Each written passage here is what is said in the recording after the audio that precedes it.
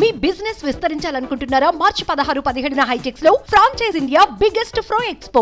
జనసేన అధినేత పవన్ కళ్యాణ్ వచ్చే ఎన్నికల్లో పోటీ ఎక్కడి నుంచి చేస్తారన్న సస్పెన్స్ వీడింది. నిజమండి, నమ్మరా?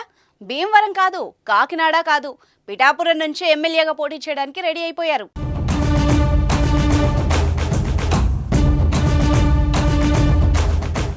ఇదేదో వాళ్ళు వీళ్ళు అంటున్న మాట కాదు, స్వయంగా జనసేననే ప్రకటించారు.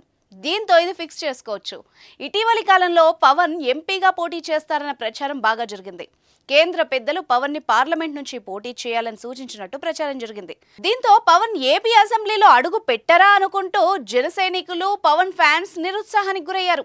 పవన్ తాజాగా చేసిన ప్రకటనతో జనసేన కార్యకర్తల్లో, ఫ్యాన్స్ లోనూ కొండంత ఆనందం వెల్లివిరిసిందని చెప్పాలి. గత ఎన్నికల్లో భీమవరం, గాజువాక నుంచి పవన్ పోటీ చేశారు. 2 చోట్ల ఫలితం దక్కలేదు.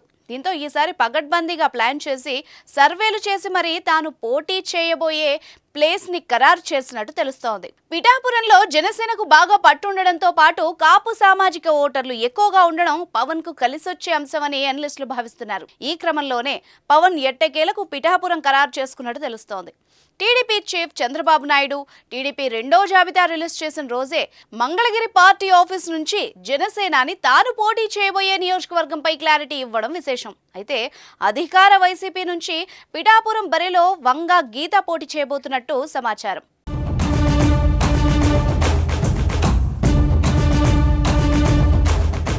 సుమన్ టీవీలో మీ పర్సనల్ అండ్ బిజినెస్ ప్రమోషన్స్ కోసం కింది నెంబర్కి కాంటాక్ట్ చేయండి.